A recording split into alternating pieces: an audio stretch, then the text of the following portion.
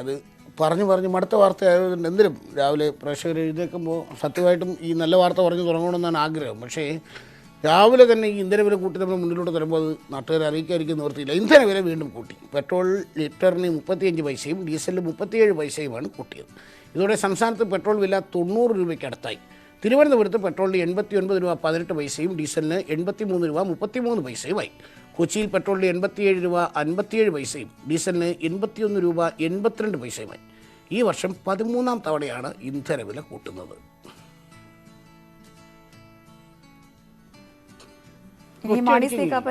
ഒറ്റയടിക്ക് 100 രൂപയാക്കിയിട്ട് അതിൽ നിന്ന് ഇങ്ങനെ കുറച്ചുകൊണ്ട് വന്നാൽ കേൾക്കാൻ കേൾക്കാനൊരു സുഖമുണ്ടായിരുന്നു. ഇതിങ്ങനെ കൂട്ടി തന്നെ 100 എത്തുന്നോ ഇല്ല.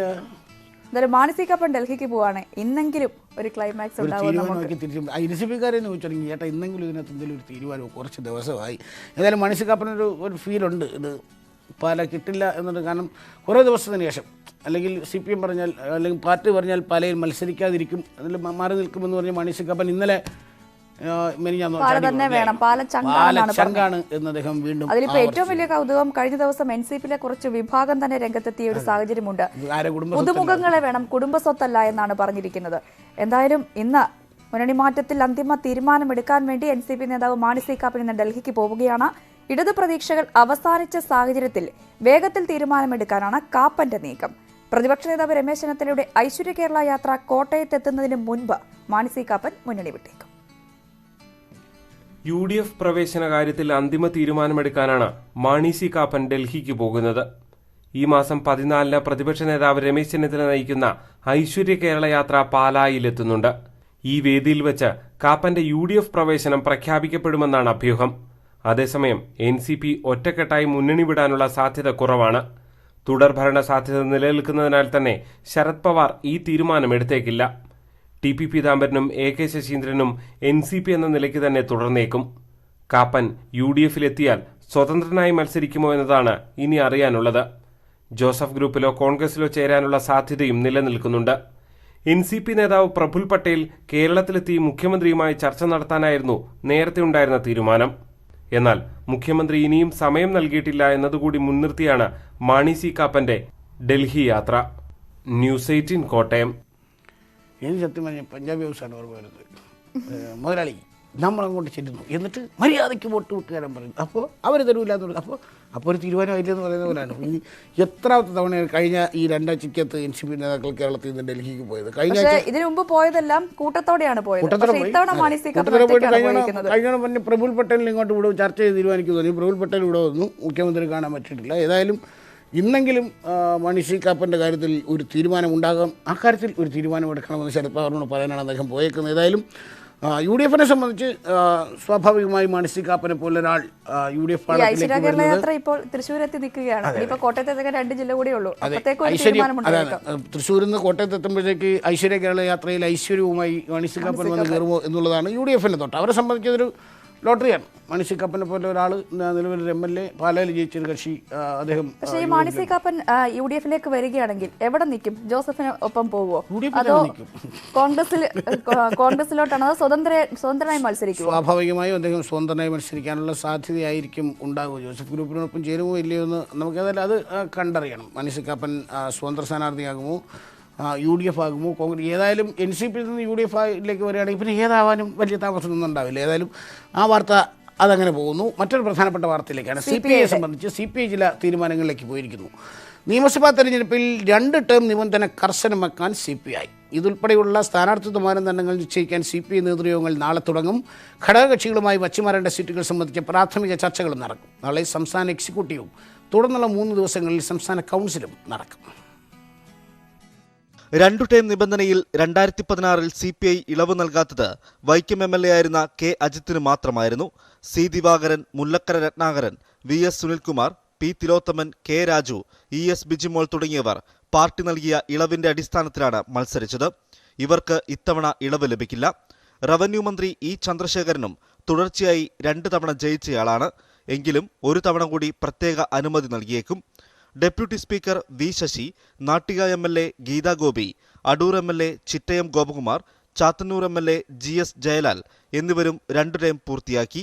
ഇവരും മാറേണ്ടി വരും. യുവത്വത്തിനും പുതുമുഖങ്ങൾക്കും പ്രാധാന്യം നൽകാൻ നിബന്ധനകൾ കർശനമായി നടപ്പാക്കാനാണ് സംസ്ഥാന നേതൃത്വം ആലോചിക്കുന്നത്. സീറ്റുകൾ വച്ചുമാറുന്നതിനെക്കുറിച്ചും ചർച്ച നടക്കും. കാഞ്ഞിരപ്പള്ളി കേരള കോൺഗ്രസ് എമ്മിന് വിട്ടു നൽകാൻ ഏകദേശ ധാരണയായിട്ടുണ്ട്. പകരം പൂഞ്ഞാറോ ചങ്ങനാശ്ശേരിയോ ആണ് CPI ലക്ഷ്യമിടുന്നത്. നാദാപുരം CPMന് കൈമാറിയാൽ ബാലുശ്ശേരി പകരം ലഭിച്ചേക്കും. ഇരിക്കൂർ സീറ്റ് വിട്ടു നൽകി കണ്ണൂരിൽ CPI കണ്ണുവയ്ക്കുന്നു. കൊല്ലത്തും ഒരധിക സീറ്റ് ആഗ്രഹിക്കുന്നുണ്ട്. സംസ്ഥാന ജാഥകൾക്ക് ശേഷം സ്ഥാനാർത്ഥി നിർണയത്തിലേക്ക് കടക്കാനാണ് CPI തീരുമാനം. ടേം നിബന്ധന കർശനമായി പാലിക്കാൻ CPI തീരുമാനിച്ചാൽ മന്ത്രിമാരിൽ 4 പേർക്കും മാറേണ്ടി വരും. ഇളവ് ലഭിക്കുന്നെങ്കിൽ അത് റവന്യൂ മന്ത്രി E. ചന്ദ്രശേഖരന് മാത്രമായിരിക്കും. VV Arun, news 18, Thiruvananthapuram.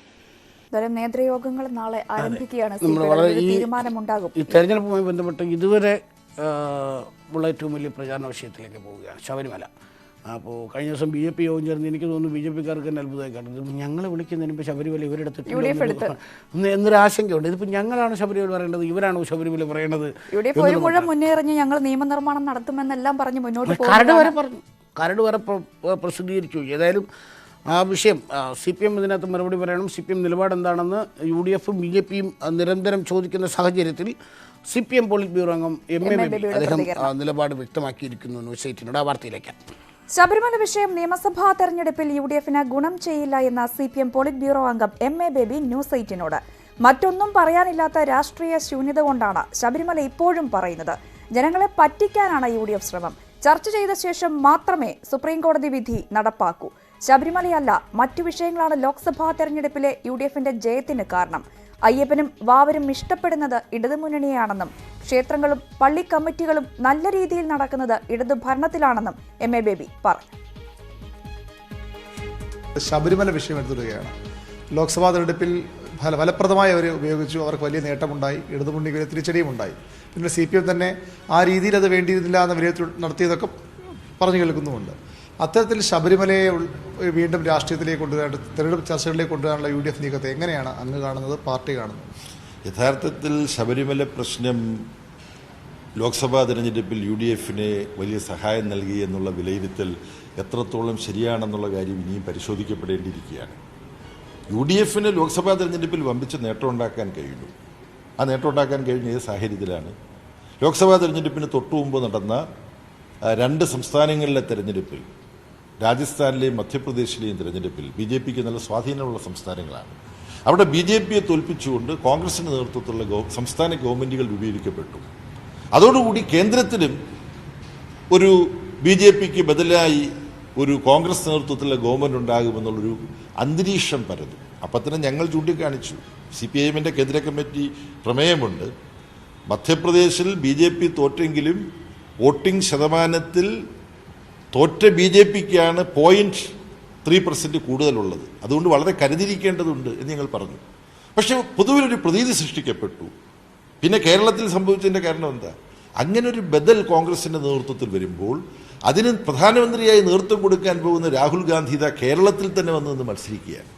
അപ്പോൾ അതുകൊണ്ട് കേരളത്തിൽ നിന്ന് പരമാവധി കോൺഗ്രസ് MPമാരെ ജയിപ്പിച്ച് ഒറ്റയ്ക്ക് ഏറ്റവും കൂടുതൽ സീറ്റുള്ള പാർട്ടിയായിട്ട് കോൺഗ്രസിനെ മാറ്റാനും കേരളത്തിൽ മത്സരിക്കുന്ന രാഹുൽ ഗാന്ധിയെ കേരളത്തിലെ ജനങ്ങൾ ഒന്നടങ്കം പിന്താങ്ങി BJPക്കെതിരായി എന്ന സാഹചര്യം സൃഷ്ടിക്കാനും വേണ്ടി പ്രവർത്തിക്കണമെന്ന് പറഞ്ഞുകൊണ്ട് ഈ വെൽഫെയർ പാർട്ടി ഉൾപ്പെടെയുള്ളവർ, മറ്റ് ഒട്ടേറെ പലതരത്തിൽ വ്യക്തിപരമായി ചിന്തിക്കുന്നവർ, BJP പോകണമെന്ന് ആഗ്രഹിക്കുന്നവർ, ഇവരെല്ലാം കൂട്ടത്തോടുകൂടി കോൺഗ്രസിനും UDFനും വോട്ട് ചെയ്തു. ഒരു യുക്തി കൂടി അവരവിടെ പറഞ്ഞു. ഇടതുപക്ഷം എന്തായാലും BJP ഗവൺമെന്റിനെതിരാണ്, BJP ഗവൺമെന്റിന് പകരം ഒരു ഗവൺമെന്റ് വരുന്നതിനാണ് അവിടെ പോയാൽ വോട്ട് ചെയ്യാൻ പോകുന്നത്. അപ്പോൾ പിന്നെ കോൺഗ്രസിനെ തന്നെ ജയിപ്പിച്ചാൽ എന്താ കുഴപ്പം? ഇവിടുത്തെ കാര്യം ചില സ്ഥലത്ത് പറഞ്ഞു, കേരളത്തിൽ ഇടതുപക്ഷ ജനാധിപത്യ മുന്നണിക്കൊപ്പം ഞങ്ങൾ നിൽക്കുകയുള്ളൂ, അവിടെ BJPയെ മാറ്റാൻ എന്തായാലും CPM പണ്ട് പ്രധാനമന്ത്രി പദം വെച്ച് നീട്ടിയിട്ടും സ്വീകരിച്ചവരല്ല. അതുകൊണ്ട് കോൺഗ്രസ് ആയിക്കോട്ടെ.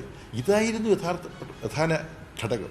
അപ്പം അതുകൊണ്ട് നിയമസഭാ തെരഞ്ഞെടുപ്പ് വരുമ്പോൾ ലോക്സഭാ തെരഞ്ഞെടുപ്പ് കാലത്ത് തങ്ങൾക്ക് കേരളത്തിൽ അനുകൂലമായി പ്രചരിപ്പിക്കാൻ പറ്റിയ ഒന്നും കോൺഗ്രസിന് പറയാനില്ല. എന്താ പറയേണ്ടത്, രാഷ്ട്രീയമായ ശൂന്യതയിൽ നിന്നാണ് എന്തു പറഞ്ഞ് ജനങ്ങളെ ആകർഷിക്കാൻ പറ്റുമെന്ന് ചിന്തിച്ചപ്പോൾ എങ്കിൽ ഇതൊന്ന് നോക്കിക്കളയാം എന്ന് പറഞ്ഞുകൊണ്ട് ഒരു വിഷയം അവരുടെ വിഷയദാരിദ്ര്യം കൊണ്ട് അവതരിപ്പിച്ചിരിക്കുകയാണ്. ഈ വിഷയം അവതരിപ്പിച്ചതിൻ്റെ ഏറ്റവും വലിയ അപകടം കേരളത്തിൽ രാഷ്ട്രീയ സാക്ഷരതയുള്ളവരാണ്. സുപ്രീം കോടതിയുടെ വിശാല ബെഞ്ച് പരിഗണിക്കാനിരിക്കുന്ന വിഷയമാണ്. അങ്ങനെ ഒരു വിഷയത്തിൽ ഒരു സംസ്ഥാനത്തൊരു നിയമനിർമ്മാണം നടത്തും എന്ന് പറയാൻ തയ്യാറാവുന്നവരുടെ ബുദ്ധിശക്തി എന്താണ് എന്നുള്ളതിനെക്കുറിച്ച് കേരളത്തിലെ ജനങ്ങൾക്ക് ആലോചിക്കാൻ പറ്റും. സുപ്രീം കോടതിയുടെ വിശാല ബെഞ്ച് പരിഗണിക്കാൻ പോകുന്നൊരു കാര്യമാണ്. അതിനൊരു നിയമം ഉണ്ടാക്കുന്നത് തന്നെ സബ് ജുഡീസാണ്, പാടില്ല. അപ്പം ജനങ്ങളെ പറ്റിക്കാൻ വേണ്ടി, ജനങ്ങളുടെ മുമ്പിൽ ഒരു പ്രത്യേക വേഷത്തിൽ അവതരിക്കാൻ വേണ്ടി, ജനങ്ങളുടെ മുമ്പിൽ അണിയാൻ ഒരു വേഷവും ഇല്ലാത്തത് കൊണ്ട് എങ്കിൽ ശരി ഇതെടുത്ത് അണിഞ്ഞു കളയാം, ജനങ്ങൾ ഇതിൻ്റെ പിന്നാലെ നിൽക്കും എന്നുള്ള അബദ്ധവിശ്വാസമാണ്. ഏതായാലും ടി ജി സജിത്ത് തിരുവനന്തപുരത്ത് ശരിയാണ്. സജിത്ത് വളരെ പ്രധാനപ്പെട്ട ചില നിരീക്ഷണങ്ങളിൽ ബേബി നടത്തിയിരിക്കുന്നു. ഒന്ന്, നമുക്കറിയാം കഴിഞ്ഞ കുറേ ദിവസങ്ങളായി ശബരിമല തന്നെയാണ് കേരളത്തിൽ തെരഞ്ഞെടുപ്പ് വിഷയമായി UDF ഉയർത്തിക്കാട്ടുന്നത്. തൊട്ടു പിന്നാലെ BJPയും വന്ന ശബരിമല ഏറ്റെടുത്ത് കഴിഞ്ഞു. എന്നാൽ ശബരിമല വിഷയം UDFന് പ്രതീക്ഷിക്കുന്നത് പോലെ ഗുണം ചെയ്യില്ല എന്ന് ബേബി പറയുന്നു. തീർച്ചയായും ശബരിമല ഒരു പരിധിവരെയെങ്കിലും CPMനെ തെല്ലെന്ന് അലോസരപ്പെടുത്തുന്നുണ്ട് ഈ തെരഞ്ഞെടുപ്പ് കാലത്ത്. ഏതായാലും വരും ദിവസങ്ങളിലും CPMൻ്റെ സ്റ്റാൻഡ് ഇങ്ങനെ തന്നെയാണ്. ശബരിമലയിൽ മനഃപൂർവ്വം ഒരു പ്രതിരോധം, ഒരു നിശബ്ദത പാലിച്ചുകൊണ്ടൊരു പ്രതിരോധത്തിലേക്കാണോ CPM പോകുന്നത്, അതോ മറ്റെന്തെങ്കിലും സാധ്യതയുണ്ട്? ഏതായാലും ബേബി പറഞ്ഞു വെക്കുന്നത് എന്തൊക്കെയാണ്? ലലു, അതായത് ഈ ശബരിമല തുടക്കം മുതൽ UDF ഉയർത്തിക്കാട്ടുന്നു. പിന്നാലെ BJPയും ഈ വിഷയം സജീവ ചർച്ചയാക്കിയിട്ടുണ്ട്. വരും ദിവസങ്ങളിലും ശബരിമല തന്നെ മുഖ്യ ചർച്ചയാക്കുമെന്നാണ് UDFന്റെയും BJPയുടെയും കേന്ദ്രങ്ങൾ അവരുടെ നിലപാടുകളിൽ നിന്നും മനസ്സിലാക്കാൻ കഴിയുന്നത്. ഇതുവരെ ഈ വിഷയത്തോട് മൗനം പാലിക്കുന്ന, അല്ലെങ്കിൽ അതിന് കാര്യമായ ചർച്ചയ്ക്ക് എടുക്കാത്തൊരു നിലപാടാണ് CPM പൊതുവിൽ സ്വീകരിച്ചു വന്നിരുന്നത്. കാരണം അത് ശബരിമല എന്ന വിഷയത്തിൽ കാര്യമായ വാദങ്ങൾ തങ്ങൾക്ക് പറയാനില്ലാത്തതും ഒപ്പം തന്നെ കോടതിയുടെ പരിഗണനയിൽ ഉണ്ട് എന്നതും ആവാം CPM അത്തരം ഒരു നിലപാടെടുത്തതിന് കാരണം. പക്ഷേ ഇപ്പോൾ CPM നേതൃത്വങ്ങൾ, CPM പ്രധാന നേതാക്കളൊക്കെ തന്നെ ശബരിമല വിഷയം പറയാൻ തുടങ്ങിയിരിക്കുന്നു എന്നതാണ് അതിന്റെ പ്രധാനപ്പെട്ട കാര്യം. അതായത് ഇതിൽ നിയമനിർമ്മാണം നടത്തുമെന്ന UDFന്റെ വാദം പൊള്ളയാണ് എന്നതാണ് ഈ CPM നേതൃത്വം മുന്നോട്ട് വയ്ക്കുന്ന വാദം. കാരണം നിയമനിർമ്മാണം സാധ്യമല്ല, നിയമപരമായി തന്നെ അത് നിലനിൽക്കുന്നതല്ല. ഈ നിയമനിർമ്മാണം നടത്തുമെന്ന് പറയുന്നത് വിശ്വാസികളെ കബളിപ്പിക്കാനാണ്. ഇതാണ് യാതൊരു നിയമസാധുതയുമില്ലാത്തൊരു കാര്യം ജനങ്ങളെ പറഞ്ഞ് പറ്റിക്കാൻ UDF ശ്രമിക്കുന്നു എന്നതാണ് ഇവർ ഉയർത്തുന്ന വാദം. CPM ഈ വിഷയം ഉയർത്തിക്കാട്ടിക്കൊണ്ടുള്ള പ്രതിരോധം മുന്നോട്ട് വെച്ചു കഴിഞ്ഞു. ഒപ്പം തന്നെ മറ്റു വിഷയങ്ങളൊന്നും പറയാനില്ല, സർക്കാരിനെതിരെ മറ്റു വിമർശനങ്ങളില്ല, മറ്റു ഭരണ വിവാദങ്ങളില്ല, ഇതൊന്നും ഉന്നയിക്കാനില്ല. ഇതൊന്നും ഇല്ലാത്തത് കൊണ്ട് തന്നെയാണ് യാതൊരു ലോജിക്കും ഇല്ലാത്ത ശബരിമല വീണ്ടും ഉന്നയിക്കാൻ UDF തയ്യാറാവുന്നത് എന്ന വാദം അത് ഉന്നയിച്ചുകൊണ്ട് CPM പ്രതിരോധം മുന്നോട്ട് വെക്കുന്നു. CPM കേന്ദ്രങ്ങൾ ആ ഒരു വാദം ഏറ്റെടുക്കുന്നു എന്നതാണ് സാഹചര്യം. ഇതിന്റെ ഒരു പ്രത്യേക വശം എന്ന് പറയുന്നത് UDF വരും ദിവസങ്ങളിൽ ശബരിമല തന്നെ കൂടുതൽ ചർച്ചയാക്കാൻ സാധ്യതയുണ്ട്. അങ്ങനെയെങ്കിൽ അത് മുന്നിൽ കണ്ടുകൊണ്ടുള്ള ഒരു പ്രതിരോധം എന്നതാണ് നമുക്ക് മുന്നിൽ കാണാൻ കഴിയുന്ന കാര്യം. എന്തായാലും കഴിഞ്ഞ ദിവസം മുഖ്യമന്ത്രി അടക്കം ഈ വിഷയത്തിൽ കോടതിയുടെ പരിഗണനയിലുള്ളതിനാൽ ഞങ്ങൾ ഈ വിഷയത്തിൽ ചർച്ചയ്ക്കില്ല, അതിനാൽ സർക്കാരിന് ഇനിയൊന്നും അതിന്റെ ചെയ്യാനില്ല എന്ന നിലപാടെടുത്തിരുന്നു. മറ്റു CPM നേതാക്കളൊന്നും ഇത് കൂടുതൽ ചർച്ചയ്ക്കൊന്നും തയ്യാറായിരുന്നില്ല. പക്ഷേ ഇപ്പോൾ ബേബി തന്നെ ഇക്കാര്യം തുറന്നു പറയുന്നു. വിവി അരുണിനോട് ഇന്നലെ അദ്ദേഹം സംസാരിച്ചപ്പോഴാണ് ഇക്കാര്യത്തിൽ പോളിറ്റ് ബ്യൂറോ അംഗം തന്നെ ഈ UDF ഈ വിഷയത്തിലെടുത്തിരിക്കുന്ന നിലപാടിന്റെ പൊള്ളത്തരം അദ്ദേഹം ആ തരത്തിലൊരു വാദം മുന്നോട്ട് വെക്കുന്നത്. എന്തായാലും CPM ഈ വിഷയത്തിൽ ഈ വാദങ്ങളൊക്കെ ഉന്നയിച്ചുകൊണ്ടുള്ള ഒരു പ്രതിരോധം തീർക്കാൻ മുന്നോട്ട് വരുന്നു എന്നതാണ് നിലവിലെ സാഹചര്യം. തീർച്ചയായും സജിത്ത്, കഴിഞ്ഞ ദിവസം പോളിറ്റ് ബ്യൂറോ അംഗമായ ശ്രീ എസ് രാമചന്ദ്രൻപിള്ള എവിടെയോ പറഞ്ഞതായി ശ്രദ്ധയിൽപ്പെട്ടു. കാരണം ഈ കോടതിയുടെ മുന്നിൽ ഭരണഘടനാ ബെഞ്ചിൻ്റെ പരിഗണനയിലിരിക്കുന്ന വിഷയമായതുകൊണ്ട് തന്നെ ആ വിധി വന്ന ശേഷം എല്ലാവരുമായി കൂടിയാലോചിച്ച് ശബരിമലയിൽ എന്താണ് ചെയ്യേണ്ടത് എന്ന മട്ടിൽ ആലോചിക്കുമെന്ന് അദ്ദേഹം പറയുന്നു. അതുപോലെ തന്നെ മറ്റുള്ള CPM നേതാക്കളുടെ പ്രതികരണവും കണ്ടു. ശബരിമലയിൽ നിലവിൽ ഒരു പ്രശ്നമില്ല. കഴിഞ്ഞ ദിവസം മുഖ്യമന്ത്രി തന്നെ പറഞ്ഞു ഈ വിഷയത്തിന് ശേഷം 2 വർഷം കഴിഞ്ഞിട്ടും അവിടെ ഒന്നും സംഭവിച്ചിട്ടില്ല. ഏതായാലും ഇക്കാര്യത്തിൽ അധികം നിശബ്ദത തുടരുന്നത് നല്ലതല്ല എന്നൊരു നിലപാട് CPMനകത്തുണ്ട് എന്ന് വേണം ബേബി അടക്കമുള്ളവരുടെ പ്രതികരണത്തിൽ നിന്ന് മനസ്സിലാക്കാൻ. തീർച്ചയായും, അതായത് ഈ വിഷയത്തിൽ നിശബ്ദത മാത്രം പ്രതിരോധ മാർഗമാവില്ല എന്നൊരു തിരിച്ചറിവ് CPM നേതൃത്വത്തിനുണ്ട്. കാരണം ശബരിമല അത്ര ശക്തമായി തന്നെ ഉന്നയിക്കപ്പെടുന്നു. ഒരു വിശ്വാസ വിഷയമാണ്. സ്വാഭാവികമായും ആ വിശ്വാസ വിഷയത്തെ ജനത്തെ സ്വാധീനിക്കാൻ കൂടുതൽ സാധ്യതയുണ്ട്. നേരത്തെ ലോക്സഭാ തെരഞ്ഞെടുപ്പ് പശ്ചാത്തലത്തിലൊക്കെ നമ്മളത് കണ്ടതാണ്. ഈ ലോക്സഭാ തെരഞ്ഞെടുപ്പിൽ UDFന്റെ വിജയത്തിന് ഒരു പരിധിവരെ ആക്കം കൂട്ടിയതും ഈ ശബരിമല വിഷയമാണ് എന്ന വിലയിരുത്തൽ CPM നേരത്തെ തന്നെ നടത്തിയിട്ടുമുണ്ട്. സ്വാഭാവികമായും വീണ്ടും ഇത് ചർച്ച ചെയ്യപ്പെടുമ്പോൾ അത് ആ തരത്തിലൊരു ഇടപെടൽ ഉണ്ടാക്കാനുള്ള സാധ്യത മുന്നിൽ കാണുന്നുണ്ട്. അതുകൊണ്ട് കൂടിയാണ് ഇത്തരമൊരു നിലപാടെടുത്തിരിക്കുന്നത്. എന്തായാലും ഈ കാര്യങ്ങൾ തുറന്നു പറയുക എന്ന് തന്നെയായിരിക്കും നിലപാട്. കാരണം വിശ്വാസ വിരുദ്ധ നിലപാട് സർക്കാർ CPM സ്വീകരിച്ചിട്ടില്ല. അതുകൂടി തുറന്നു പറയും. അങ്ങനെ UDF നടത്തുന്ന പ്രചരണത്തിൽ തടയിടുക. ഇതാണ് തന്ത്രം.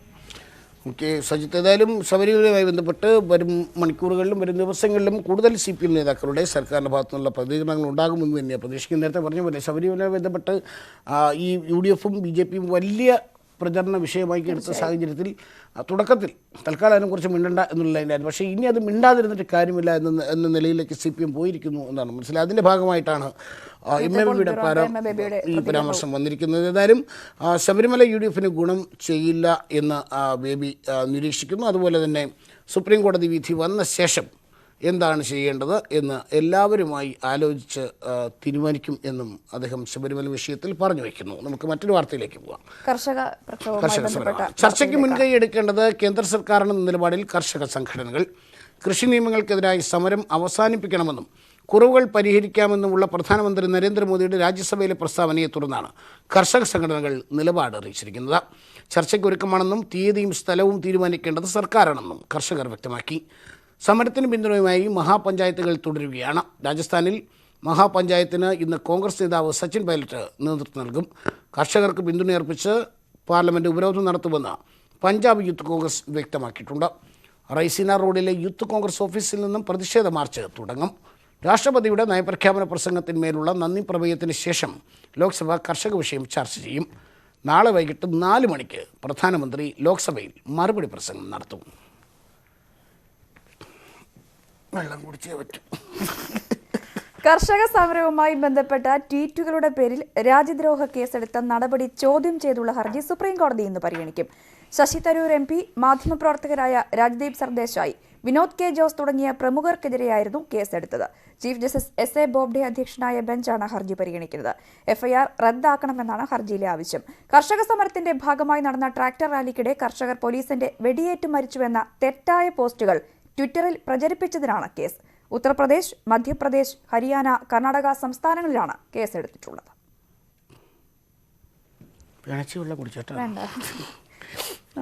ഉത്തരാഖണ്ഡിലെ ദുഃഖകരമായ വാർത്തയിലേക്ക് പോവാണ്. ഉത്തരാഖണ്ഡിൽ മഞ്ഞുമലയിടിഞ്ഞുണ്ടായ പ്രളയത്തിൽ മരിച്ചവരുടെ എണ്ണം 26. കാണാതായ 171 പേർക്കായി തെരച്ചിൽ 3-ാം ദിവസവും തുടരുകയാണ്. തപോവൻ ടണലിൽ കുടുങ്ങിയ 40 പേരെ ഇതുവരെ പുറത്തെത്തിക്കാനായിട്ടില്ല. കാലാവസ്ഥ അനുകൂലമായതോടെ രക്ഷാപ്രവർത്തനം കൂടുതൽ ഊർജിതമാക്കി. കുടുങ്ങിക്കിടക്കുന്നവർക്കായി രാത്രിയും തിരച്ചിൽ തുടർന്നു. തപോവൻ വൈദ്യുതി നിലയത്തിലെ ടണലിൽ കുടുങ്ങിയ 40 പേരെ രക്ഷിക്കാനുള്ള ശ്രമം തുടരുകയാണ്. ടണലിലെ ചെളി നീക്കം ചെയ്യുന്നത് തുടരുകയാണ്. ഋഷിഗംഗ NTPC വൈദ്യുത പദ്ധതിക്ക് സമീപം കാണാതായവർക്കു വേണ്ടിയും തിരച്ചിൽ പുരോഗമിക്കുകയാണ്. അപകടത്തിൽപ്പെട്ടവരിൽ ഏറെയും UP സ്വദേശികളാണ് എന്നാണ് റിപ്പോർട്ട്. വൈദ്യുത പ്ലാന്റിന് സമീപമുണ്ടായ അപകടത്തിൽ ഉന്നത ഉദ്യോഗസ്ഥരെയും 2 പോലീസ് ഉദ്യോഗസ്ഥരെയും കാണാതായിട്ടുണ്ട്. കേന്ദ്ര സംസ്ഥാന ദുരന്ത നിവാരണ സേന, വ്യോമസേന, ഇന്തോ ടിബറ്റിൻ ബോർഡർ പോലീസ് എന്നിവ സംയുക്തമായാണ് 3-ാം ദിവസവും രക്ഷാപ്രവർത്തനം തുടരുന്നത്. അളകനന്ദ, ധൗലിഗംഗ നദികൾ കരകവിഞ്ഞൊഴുകിയതിനെ തുടർന്ന് റോഡുകളും പാലങ്ങളും തകർന്ന് ഒറ്റപ്പെട്ട 13 ഗ്രാമങ്ങളിലേക്ക് ഭക്ഷണവും വെള്ളവും വസ്ത്രവും വ്യോമമാർഗം എത്തിക്കുന്നുണ്ട്. അപകട കാരണം കണ്ടെത്താൻ ചമോലിയിൽ എത്തിയ DRDO സംഘത്തിന്റെ പരിശോധന തുടരുകയാണ്. ന്യൂസ് 18 ഡൽഹി.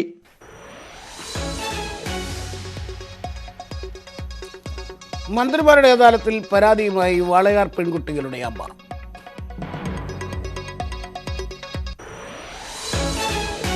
പാലക്കാട് ഏമൂർ ഭഗവതി ക്ഷേത്രത്തിന്റെ കീഴിലുള്ള ഹേമാംബിക സംസ്കൃത ഹൈസ്കൂളിലാണ് നിയമന നീക്കം. ക്ഷേത്രം പാരമ്പര്യ ട്രസ്റ്റിയാണ് ദേവസ്വം ബോർഡിന് പരാതി നൽകിയത്.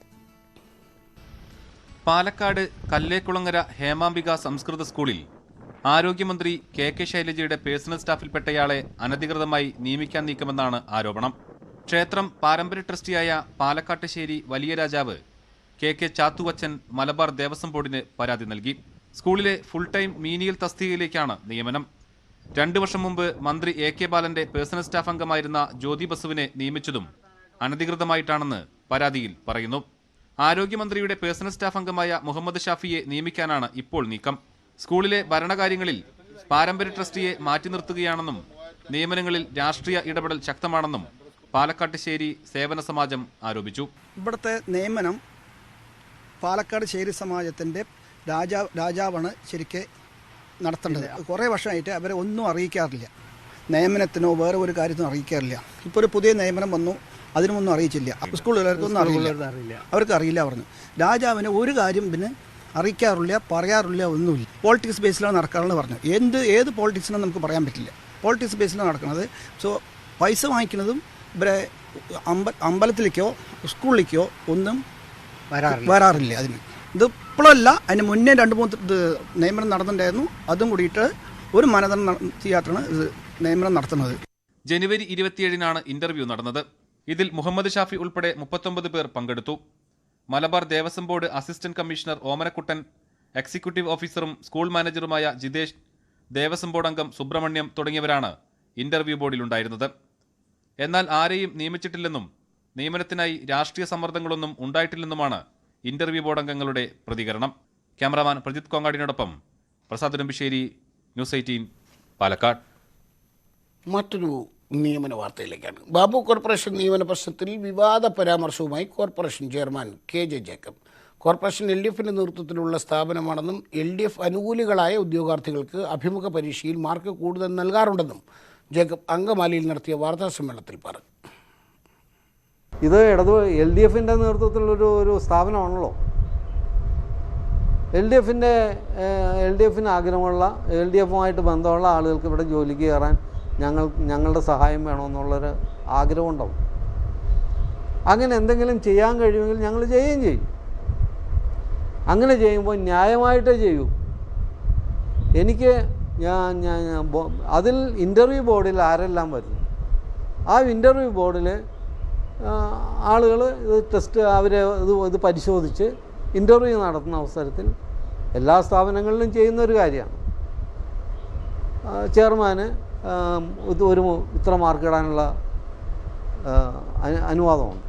ആ മാർക്ക് ഞാൻ LDFിൻ്റെ അനുകൂലികളായിട്ടുള്ള ആളുകൾക്ക് കൊടുക്കുന്നതിന് എന്താ തെറ്റ്? അത് മെറിറ്റിൻ്റെ അടിസ്ഥാനത്തിലേ കൊടുക്കുകയുള്ളൂ. അല്ല, ഞാൻ നിങ്ങളുടെ അടുത്ത് മറച്ചു വയ്ക്കണത് എന്തിനാ? ഈ കത്വ ഉന്നാവ് ഫണ്ട് തിരിമറിയിൽ പക്ഷേ എനിക്ക് ഇതിനകത്ത് ഇഷ്ടപ്പെട്ടത് അങ്ങനെ ചെയ്യുമ്പോൾ ഞാൻ ന്യായമായിട്ട് ചെയ്യുമെന്ന് പുള്ളി പറഞ്ഞിട്ട് അതൊരു ഗംഭീര സംഭവമാണ്. എന്നാലും ഈ പ്രതിപക്ഷമൊക്കെ ഈ നിയമന വിവാദങ്ങളൊക്കെ ഉയർത്തിക്കൊണ്ടുവരുന്ന പശ്ചാത്തലത്തിലാണ് ഇങ്ങനെ പല റിപ്പോർട്ടുകളും പല ഭാഗത്തു നിന്നും വരുന്നത്. കത്വ ഉന്നാവ് ഫണ്ട് വാദം കുറച്ച് ദിവസമായി. അതിലിപ്പോൾ യൂത്ത് ലീഗിന്റെ വാദങ്ങളൊക്കെ പൊളിഞ്ഞുകൊണ്ടിരിക്കുകയാണ്. അക്കൗണ്ടിൽ ഇത്ര പണമുണ്ടെന്ന് പറഞ്ഞു, പക്ഷേ ഇത്ര പണമില്ലെന്ന ബാങ്ക് രേഖകളൊക്കെ പുറത്തുവിടുന്ന സാഹചര്യത്തിലേക്ക് കാര്യങ്ങൾ എത്തുകയാണ്. കട്വ ഉന്നാവ് ഫണ്ട് അക്കൗണ്ടിൽ 14 ലക്ഷം രൂപ മിച്ചമുണ്ടെന്ന യൂത്ത് ലീഗ് നേതാക്കളുടെ വാദം പൊളിയുന്നു. ബാങ്ക് അക്കൗണ്ട് രേഖകൾ പുറത്തുവിട്ടു. പഞ്ചാബ് നാഷണൽ ബാങ്ക് കോഴിക്കോട് ശാഖയിലെ അക്കൗണ്ടിലുള്ളത് 9,39,975 രൂപ മാത്രമാണ്. വിവാദങ്ങളുണ്ടായ ശേഷം ഈ മാസം 6-ന് ബാങ്കിൽ 3.5 ലക്ഷം രൂപ നിക്ഷേപിച്ചിട്ടുണ്ട്. കത്വ ഫണ്ട് ശേഖരണം വഴി ലഭിച്ചത് 39,33,697 രൂപയാണെന്നായിരുന്നു യൂത്ത് ലീഗ് നേതാക്കൾ വ്യക്തമാക്കിയത്. കേസ് നടത്തിപ്പിനും കുടുംബത്തെ സഹായിക്കാനുമായി ചെലവഴിച്ചത് 24,60,000 രൂപ. ബാക്കി 14,73,697 രൂപ ബാങ്കിൽ ഉണ്ടെന്നുമായിരുന്നു നേതാക്കളുടെ അവകാശവാദം. എന്നാൽ ഈ വാദം പൊള്ളയാണെന്ന് തെളിയിക്കുന്നതാണ് അക്കൗണ്ട് വിവരങ്ങൾ. നിലവിൽ ബാങ്കിലുള്ളത് 9,39,975 രൂപയെന്ന് ഇതിൽ നിന്ന് വ്യക്തം. വിവാദങ്ങൾ ഉണ്ടായതിന് പിന്നാലെ ഈ മാസം 6-ന് 3,50,000 രൂപയും ബാങ്കിൽ നിക്ഷേപിച്ചിട്ടുണ്ട്. താൻ ഉന്നയിച്ച വാദങ്ങൾ സത്യമാണെന്ന് തെളിഞ്ഞതായി മുൻ ദേശീയ സമിതി അംഗം യൂസഫ് പടതിലം ന്യൂസ് 18 ചാനൽ ഇത് കണ്ടെത്തുകയാണ്. 5 ലക്ഷത്തി സംതിങ് രൂപയാണ് നേരത്തെ ഉണ്ടായിരുന്നത്രേ.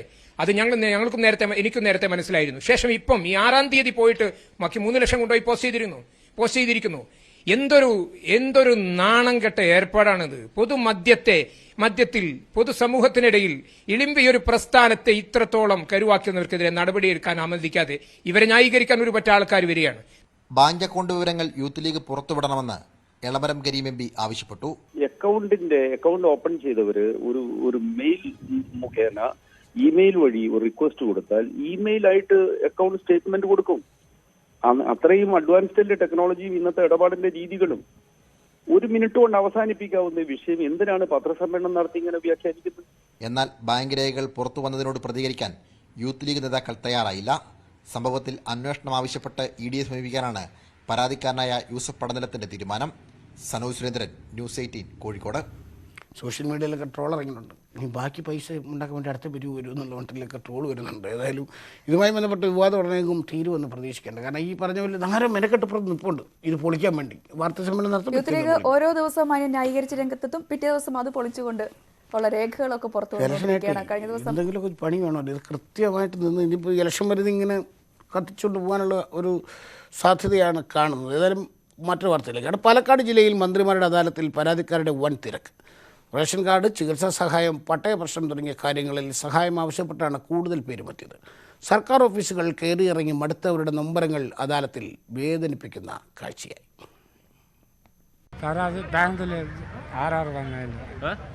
ബാങ്കിൽ ആറാറ് വന്നതിന് ജപ്തി നോട്ടീസ് അല്ലേ? അപ്പോൾ അതിന് പരിഹാരം നിങ്ങൾ പരാതി എന്താ? ക്യാൻസറാണ് വൈഫിന്. ചികിത്സാ സഹായം. ചികിത്സാ സഹായം എനിക്ക് മകന് ധനസഹായത്തിനോടാണ്. ചികിത്സയാണോ? ചികിത്സ ഭയങ്കര 2.5 ലക്ഷം ലോൺ എടുത്തിട്ട് 3.5 ലക്ഷമായി പുതുക്കി വെച്ചു ബാങ്കിൽ. ഇപ്പോൾ 3.5 ലക്ഷം 6.5 ലക്ഷമായി. ഒക്കെ പലിശ, കൂട്ടുപലിശയും പലിശയും. നൂറുകണക്കിന് ആളുകളാണ് വിവിധ പരാതികളുമായി ജില്ലാതല അദാലത്തിൽ സഹായം തേടിയെത്തിയത്. സർക്കാർ ഓഫീസുകൾ കയറിയിറങ്ങി മടുത്തവർ മന്ത്രിമാർ ഇടപെട്ട് പ്രശ്നം പരിഹരിക്കുമെന്ന പ്രതീക്ഷയിലാണ് സ്വാന്തന സ്പർശം അദാലത്തിൽ എത്തിയത്. റേഷൻ കാർഡ് BPL ആക്കി മാറ്റാനെത്തിയ അമ്മ മന്ത്രിക്കും ഉദ്യോഗസ്ഥർക്കും മുൻപിൽ നിന്ന് കരഞ്ഞത് വേദനിപ്പിക്കുന്ന കാഴ്ചയായി. അപ്പോൾ ഇതിന് വേണ്ടി കുറേ നടന്നു. വില്ലേജ് ഓഫീസിൻ്റെ അവിടെ നടന്ന് എനിക്ക് 10 വയസ്സ് ഇതൊക്കെ ഒന്നും കൂടി ചായ കുടിക്കാൻ 10 വയസ്സിലും മകന് നുണ പറയല്ല. എനിക്ക് ആമക്കളില്ല, ഒരേ ഒരു മകള്. എന്നെ കെട്ടിക്കൊണ്ട് വന്ന മോനക്കുള്ള കാരണമാണ് ഈ നീലക്കാരോട് പറയുന്നത്. ഞാൻ കുറേ നടന്നു, ഞാൻ കിട്ടാൻ വഴിയില്ല. ഇതൊക്കെ ആ മകരാതെ എനിക്ക് ചെയ്തു തരാൻ പറയുന്നുണ്ട്. പാടത്തേ ഒരു പണിയില്ല, കഞ്ഞിയില്ലാണ്ട് നാക്ക് വലിക്കുന്നുണ്ട്. ആരിനെ കൊണ്ട് പറയട്ടും പണിയില്ലേ അതല്ല. ചികിത്സാ സഹായം ആവശ്യപ്പെട്ടായിരുന്നു അപേക്ഷകൾ ഏറെയും. പട്ടയം ലഭിച്ചിട്ടും വനം വകുപ്പ് ജണ്ടയിടുന്നത് ചൂണ്ടിക്കാട്ടിയും ജപ്തി ഒഴിവാക്കാൻ സഹായം അഭ്യർത്ഥിച്ചും ആളുകൾ പ്രതീക്ഷയോടെ എത്തി. കോവിഡ് മാനദണ്ഡങ്ങൾ പാലിക്കണമെന്ന നിർദ്ദേശം ഉണ്ടായിരുന്നുവെങ്കിലും പരാതിക്കാരുടെ തിരക്കിൽ അതെല്ലാം ഇല്ലാതായി.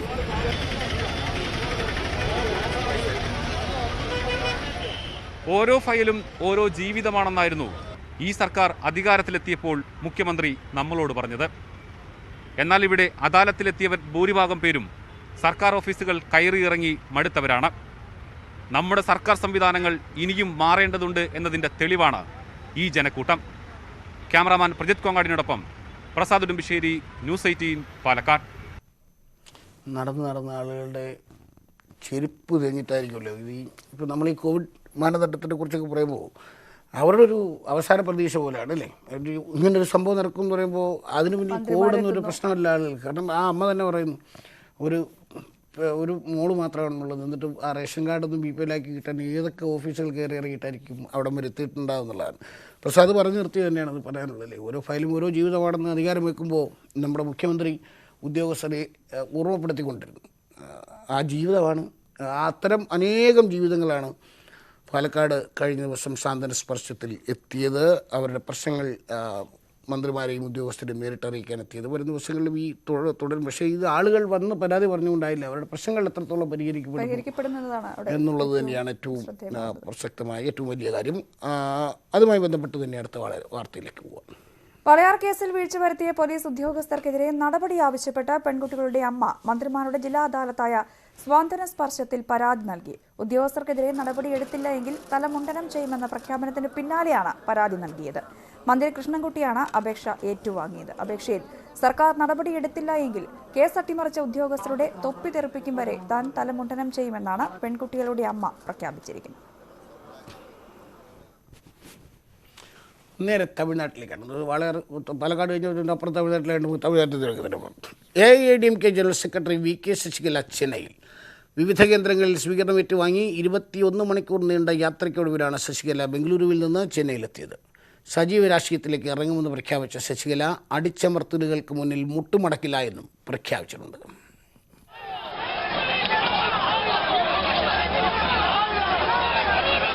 ആയിരക്കണക്കിന് പ്രവർത്തകരുടെ ആവേശത്തിനിടയിലാണ് ശശികല ചെന്നൈയിലെത്തിയത്. പുലർച്ചെ 4 മണിയോടെ ചെന്നൈയിലെത്തിയ ശശികല രാമപുരത്തെ MGR ഗാർഡൻസിലെ MGR പ്രതിമയിൽ ഹാരമണിയിച്ചു.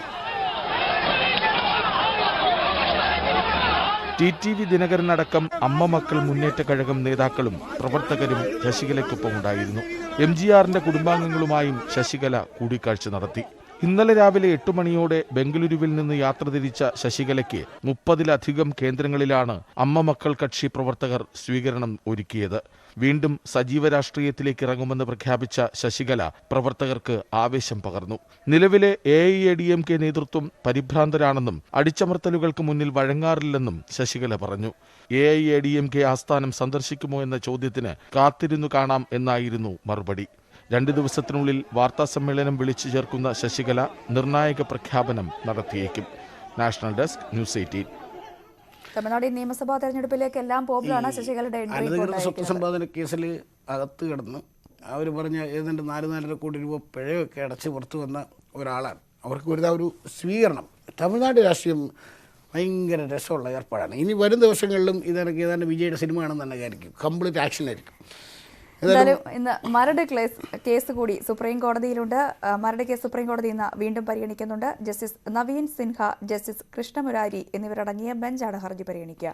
ഫ്ളാറ്റ് നിർമ്മാതാക്കളുടെ കണ്ടുകെട്ടിയ സ്വത്ത് ക്രയവിക്രയം ചെയ്യാൻ നഷ്ടപരിഹാര കമ്മിറ്റിക്ക് അനുമതി നൽകണമെന്നാവശ്യപ്പെട്ട് സംസ്ഥാന സർക്കാർ നൽകിയ ഹർജിയാണ് കോടതി പരിഗണിക്കുന്നത്. ഫ്ളാറ്റ് ഉടമകൾക്ക് പണം നൽകിയില്ല എങ്കിൽ സ്വത്ത് ക്രയവിക്രയം നടത്താൻ അനുമതി നൽകുമെന്ന് കോടതി നേരത്തെ നിർമ്മാതാക്കൾക്ക് മുന്നറിയിപ്പ് നൽകിയിരുന്നു. തീരദേശ പരിപാലന നിയമം മറികടന്നുള്ള മറ്റ് നിർമ്മാണങ്ങളിൽ സംസ്ഥാന സർക്കാർ നടപടിയെടുക്കുന്നില്ല എന്ന് കാണിച്ച് ചീഫ് സെക്രട്ടറിയെ എതിർകക്ഷിയാക്കി നൽകിയ കോടതിയലക്ഷ്യ ഹർജിയും കോടതിയുടെ പരിഗണനയിലുണ്ട്. അതിർത്തി തർക്കമാണ്. അതിലേക്ക് രണ്ട് വ്യക്തികൾ തമ്മിലുള്ള, 2 സംസ്ഥാനങ്ങൾ തമ്മിലുള്ള തർക്കത്തിലേക്കാണ്. കേരള തമിഴ്നാട് അതിർത്തിയിലെ ഇടുക്കി കമ്പമേട് ചെക്ക് പോസ്റ്റിൽ Tamil Nadu police welcome to Tamil Nadu എന്ന് രേഖപ്പെടുത്തിയ ബോർഡ് സ്ഥാപിച്ചു. പ്രതിഷേധമുയർന്നതോടെ രാത്രിയിൽ തന്നെ ബോർഡ് നീക്കി. തേനി ജില്ലാ പോലീസിൻ്റെ ബോർഡാണ് കേരള റവന്യൂ വകുപ്പിൻ്റെ ഉടമസ്ഥതയിലുള്ള ഭൂമിയിൽ സ്ഥാപിച്ചത്. നാട്ടുകാർ പ്രതിഷേധമുയർത്തതോടെ ഉന്നത പോലീസ് ഉദ്യോഗസ്ഥരുടെ നേതൃത്വത്തിൽ നടന്ന ചർച്ചയിലാണ് ബോർഡ് മാറ്റാൻ തീരുമാനിച്ചത്. നാളെ വീണ്ടും തമിഴ്നാട് അതിർത്തിയിൽ ബോർഡ് സ്ഥാപിക്കാനാണ് നീക്കം. അതിർത്തിയിൽ കേരള തമിഴ്നാട് തർക്കം നിലനിൽക്കുന്ന ഭാഗത്താണ് ബോർഡ് സ്ഥാപിച്ചത്. 2017 കമ്പമെട്ടിൽ തമിഴ്നാട് പോലീസ് എയ്ഡ് പോസ്റ്റ് സ്ഥാപിച്ചതിന് ശേഷം അതിർത്തി തർക്കം രൂക്ഷമായിരുന്നു.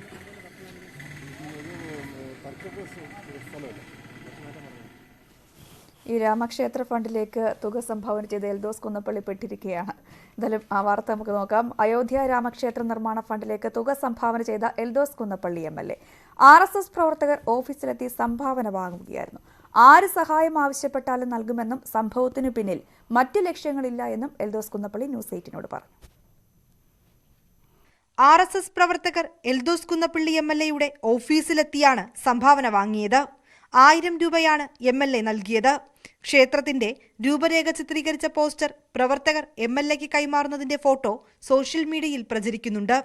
സംഭവത്തിന് പിന്നിൽ വർഗീയതയില്ലെന്നും സഹായം ആവശ്യപ്പെട്ട് ഓഫീസിലെത്തുന്നവർക്ക് അത് നൽകാറുണ്ടെന്നും എൽദോസ് കുന്നപ്പള്ളി ന്യൂസ് 18 പ്രതികരിച്ചു. എന്റെ ഓഫീസിൽ പല പാർട്ടിക്കാരും, പ്രത്യേകിച്ച് BJP-കാരും മറ്റ് പ്രധാന CPM-കാരും CPI-കാരും കോൺഗ്രസ്സുകാരും വിവിധ മതസ്ഥരും സംഘടനകളൊക്കെ എന്റെ ഓഫീസിൽ വന്നു പോകാറുണ്ട്.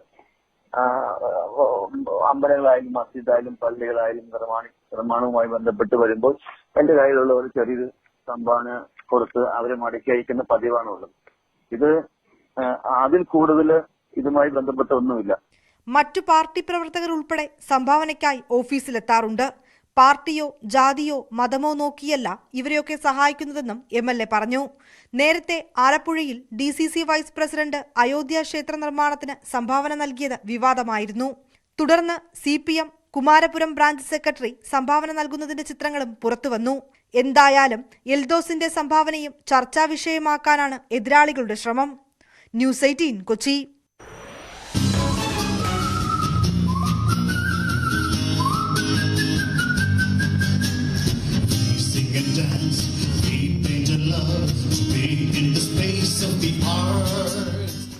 കലാകാരന്മാർക്കായി കൊച്ചിയിൽ പുതിയ വേദി കാണാം ഇടവേളയ്ക്ക് ശേഷം.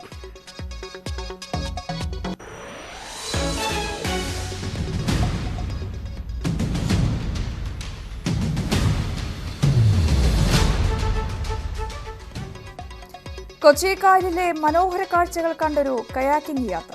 വാർത്തകൾ കാണാം ഇടവേളയ്ക്ക് ശേഷം.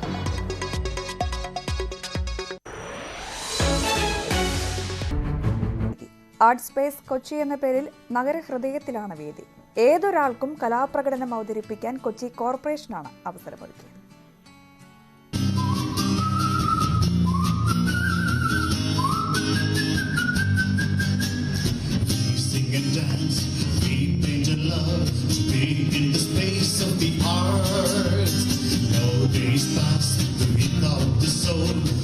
Finding the state in the melodies of rhyme.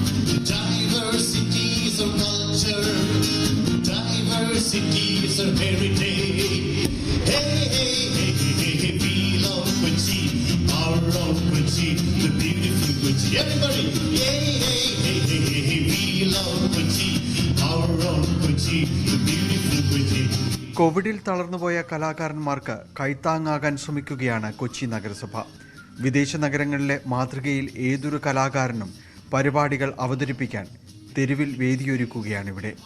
നടൻ ജയസൂര്യ മേയർ അഡ്വക്കേറ്റ് എം അനിൽകുമാറിനോട് പങ്കുവച്ച ആശയമാണ് ഇപ്പോൾ പ്രാവർത്തികമാകുന്നത്. എല്ലാവരും ചേർന്ന് പാട്ടുപാടിക്കൊണ്ടായിരുന്നു ഉദ്ഘാടനം.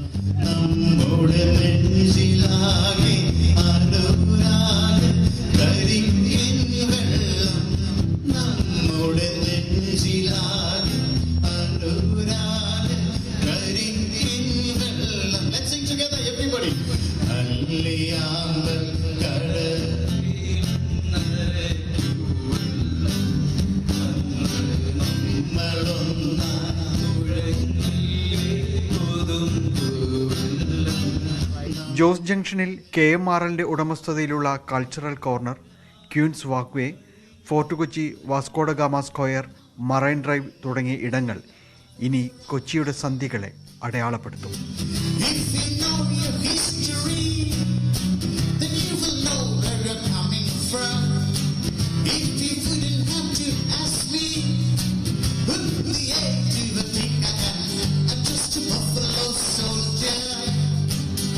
In the war for America, stolen from Africa, brought to America,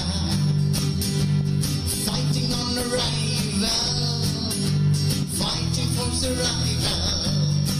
news 18 Kochi. കൂടുതൽ വാർത്തകളുമായി ലല്ലുവും രഞ്ജിനിയും ചേരും. നമസ്കാരം. Thank you. നമുക്ക് കൊച്ചിയിലൊരു വാർത്തയിലേക്ക് പോകുന്നു. കൊച്ചിക്കായലിലെ മനോഹര കാഴ്ചകൾ കണ്ട് ഒരു കയാക്കിംഗ് യാത്ര. കൊച്ചിയിലെത്തിയാൽ ഇനി കയാക്കിംഗും ആസ്വദിച്ച് മടങ്ങാം. സ്കൂബ കൊച്ചിനാണ് ഇതിനാവശ്യമായ പരിശീലനം നൽകുന്നത്. കൊച്ചിയിലെത്തിയാൽ ഇനി ഫോർട്ട് കൊച്ചിയും മട്ടാഞ്ചേരിയും ഒക്കെ കണ്ടുമടങ്ങുന്നതിനോടൊപ്പം കൊച്ചി കായലിലൂടെ ഒരു കയാക്കിംഗ് യാത്രയും നടത്താം. സ്കൂബ കൊച്ചിൻ ടീമാണ് ഇതിനാവശ്യമായിട്ടുള്ള പരിശീലനം നൽകുന്നത്. അപ്പോൾ ഈ കായലിലൂടെയുള്ള കയാക്കിംഗ് യാത്ര എങ്ങനെയാണെന്നൊന്ന് നോക്കാം.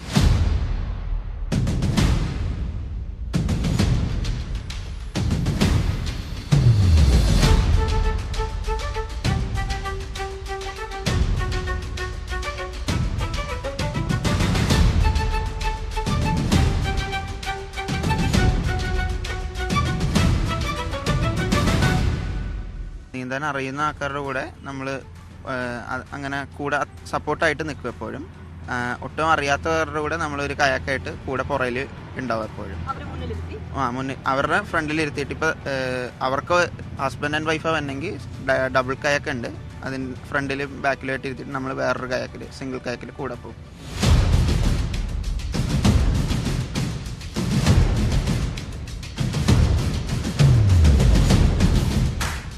കയാക്കിങ്ങിനൊപ്പം തന്നെ കായൽ യാത്രയ്ക്കായി ഒരുക്കിയിരിക്കുന്ന മറ്റൊരു സംവിധാനമാണ് ഈ സ്റ്റാൻഡപ്പ് പെഡൽ എന്ന് പറയുന്നത്. കൃത്യമായിട്ടുള്ള പരിശീലനം ലഭിച്ചിട്ടുള്ള ആളുകളെ മാത്രമേ അവർ ഇതിലേക്ക് ഇറക്കുകയുള്ളൂ. എന്താണ് ഈ സ്റ്റാൻഡപ്പ് പെഡൽ എന്ന് ഇതിന്റെ ട്രെയിനർ തന്നെ ഇപ്പോൾ നമ്മളോട് പറയുന്നതായിരിക്കും. എന്താണ് ഈ സ്റ്റാൻഡപ്പ് പെഡൽ, എന്താണ്, നമ്മൾ എങ്ങനെയാണ് യൂസ് ചെയ്യുന്നത്? സ്റ്റാൻഡപ്പ് പെഡൽ നമ്മൾ ഷോർട്ടായിട്ട് SUP എന്നാണ് വിളിക്കുന്നത്. അപ്പോൾ സ്റ്റാൻഡപ്പ് പെഡൽ അത്യാവശ്യം ബാലൻസ് എങ്കിലും വേണം. മറിയാൻ സാധ്യത ഉണ്ട്. സ്വിമ്മിങ് അറിയുന്ന ആൾക്കാർക്കാണ് കൂടുതലും നമ്മളിത് കൊടുക്കുന്നത്. ലൈഫ് ജാക്കറ്റ്സ് ഇട്ടിട്ടാണ് നമ്മളിത് ഇറക്കുന്നത്. സ്റ്റാൻഡപ്പ് പെഡൽ എന്ന് പറയുമ്പോൾ നമ്മൾ അധികം ഇങ്ങനെ ദൂരത്തോട്ടേക്കൊന്നും വിടൂല. ജസ്റ്റ് ഒന്ന് റൗണ്ട് ചെയ്യാനായിട്ട് കൊടുത്തു വിടും, അത്രേ ഉള്ളൂ. നിന്ന് തന്നെയാണ് ചെയ്യണത്. പിന്നെ മുട്ടുകുത്തി ഇരിക്കും, പക്ഷെ അതിൻ്റെ സ്റ്റാൻഡേർഡ് ആയിട്ടുള്ള രീതി നിന്നിട്ട് ചെയ്യണം എന്നാണ്. അത്യാവശ്യം നീന്തൽ അറിയുന്ന ആളുകളുണ്ടെങ്കിൽ നമ്മൾ അവർ ആദ്യം നമ്മളൊന്ന് ട്രയലൊക്കെ കാണിച്ചു കൊടുക്കും. പിന്നെ അവർ ഇരുത്തിയിട്ടൊന്ന് അവർക്കൊന്ന് ട്രെയിൻ ചെയ്തതിന് ശേഷം ഒന്ന് ഇറക്കും, അത്രേ ഉള്ളൂ.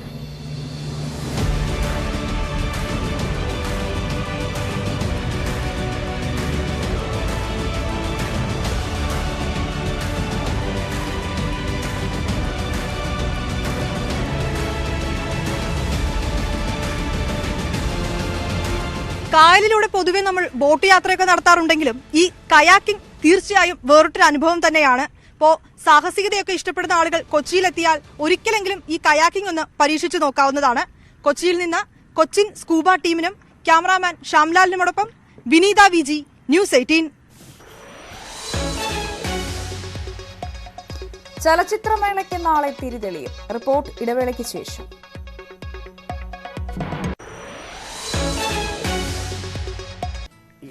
സിനിമാസ്വാദകരെ സംബന്ധിച്ച് വളരെ പ്രധാനപ്പെട്ടൊരു വാർത്ത. കേരളത്തിൻ്റെ 25ാമത് അന്താരാഷ്ട്ര ചലച്ചിത്രമേള. പക്ഷേ കോവിഡ് മാനദണ്ഡങ്ങളൊക്കെ പാലിച്ച് പലയിടങ്ങളിലായിട്ടാണ്. തിരുവനന്തപുരം, കൊച്ചി, പാലക്കാട്, തലശ്ശേരി 4 സ്ഥലങ്ങളിലായിട്ട്. അപ്പോൾ അതിൻ്റെ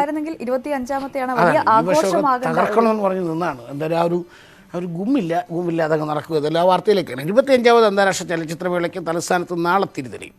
കോവിഡ് പശ്ചാത്തലത്തിൽ നിയന്ത്രണങ്ങളോടെയാണ് ഇത്തവണത്തെ മേള.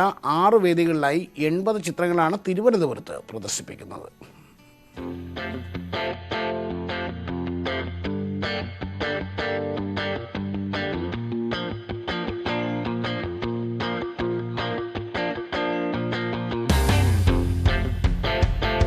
കോവിഡ് പ്രതിസന്ധിക്കിടയിലും ആവേശം ചോരാതെ തിയേറ്ററുകളിലേക്ക് എത്തുകയാണ് ചലച്ചിത്ര പ്രേമികൾ.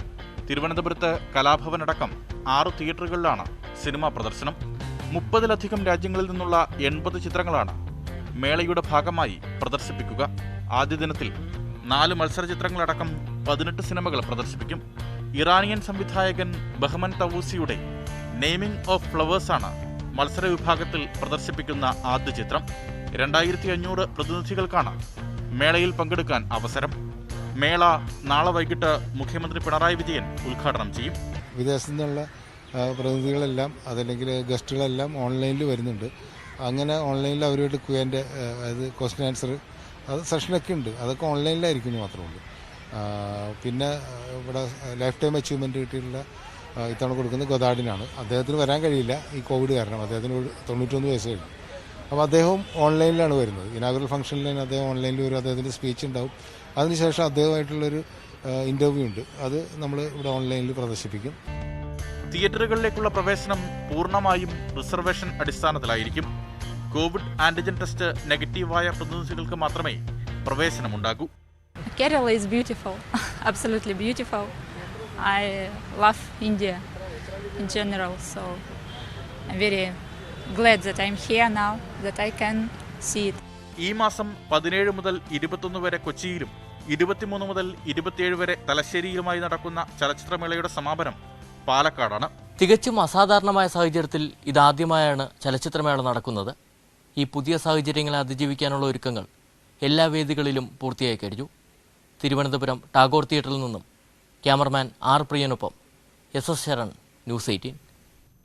ചലച്ചിത്രമേള എത്തിയതോടെ ഇത്തവണയും ആവേശത്തിലാണ് തിരുവനന്തപുരം സ്വദേശി അരവിന്ദൻ. വാഹനാപകടത്തിൽ കാലുകൾ തളർന്ന അരവിന്ദൻ വീൽചെയറിലാണ് മേളയ്ക്കെത്താറുള്ളത്.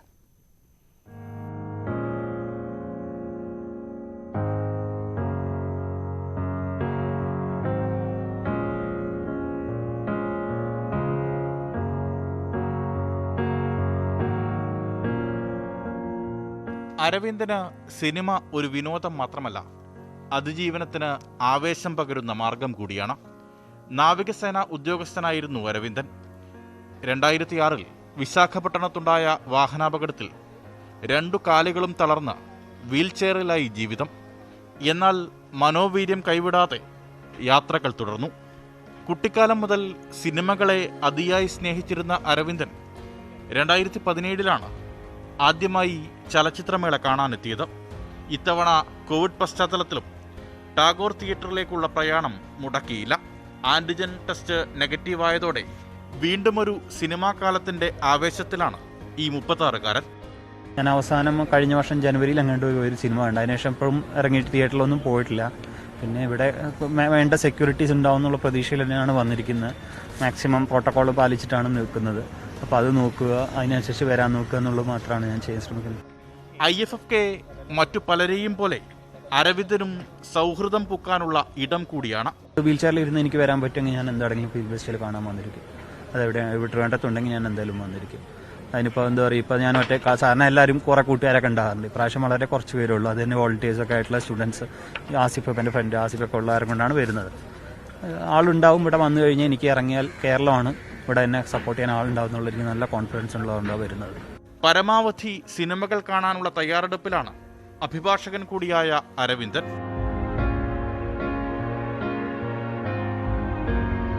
സിനിമയ്ക്ക് വലിയ റോളുകളുണ്ട്. സിനിമ ഒരുപാട് കാര്യങ്ങളിൽ സിനിമ എന്നെ മോട്ടിവേറ്റ് ചെയ്യുന്ന ഒരു ഫാക്ടറാണ്. ഞാൻ ഡെയിലി 2 പടങ്ങളെങ്കിലും ഡെയിലി കാണുന്ന ആളാണ്. ഫ്രീ ആയിരിക്കുമ്പോൾ എൻ്റെ ഫ്രീ ടൈമിൽ മാക്സിമം സിനിമ സീരീസൊക്കെ കണ്ട് ഇരിക്കാനാണ് താല്പര്യപ്പെടുന്ന ആളാണ്. അപ്പോൾ അത് കാരണം കൊണ്ട് സിനിമ എന്നുള്ളത് ഭയങ്കര ഒരു ഫീലിംഗ് തന്നെയാണ്.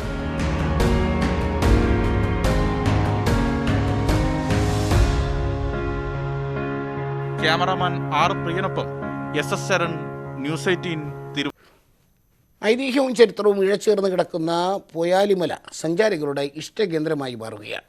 പ്രകൃതി ഒരുക്കിയ മനോഹര ദൃശ്യങ്ങൾ കാണാൻ നിരവധി സഞ്ചാരികൾ എത്തുമ്പോഴും അടിസ്ഥാന സൗകര്യങ്ങൾ ഇവിടെ കുറവാണ്. പോയാലിമലയിൽ കൂടുതൽ സൗകര്യങ്ങൾ ഒരുക്കുന്നതിനായി പായിപ്ര പഞ്ചായത്ത് പ്രസിഡന്റിന്റെ നേതൃത്വത്തിലുള്ള സംഘം പോയാലിമല സന്ദർശിച്ചു.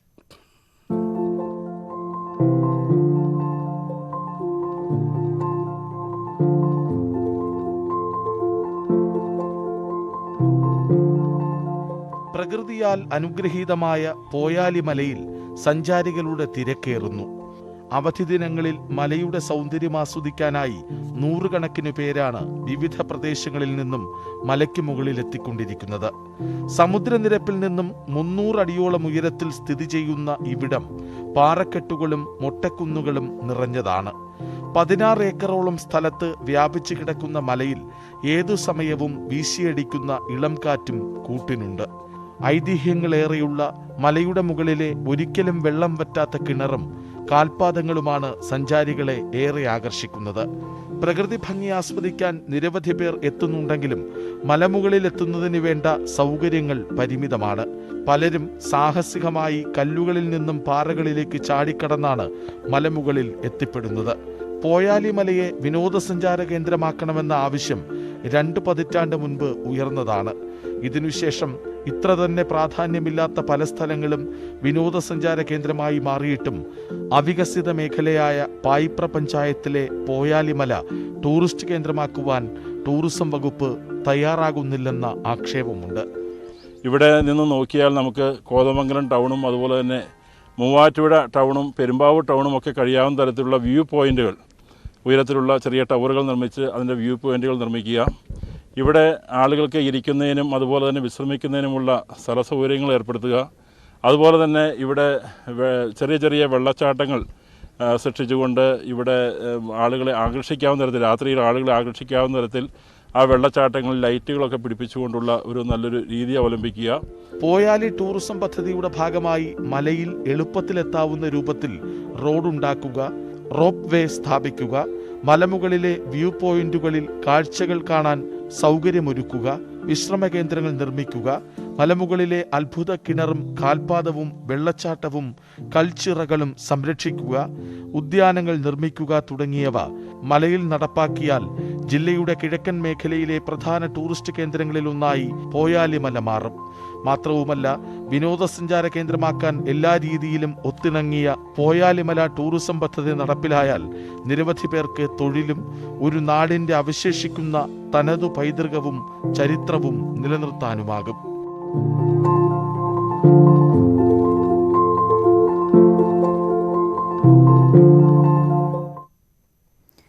എന്തായാലും ഒരു ഇടവേളയാണ്. ഇടവേളയ്ക്ക് ശേഷം കൂടുതൽ വാർത്തകളും വിശേഷങ്ങളുമായി മടങ്ങിയെത്താം.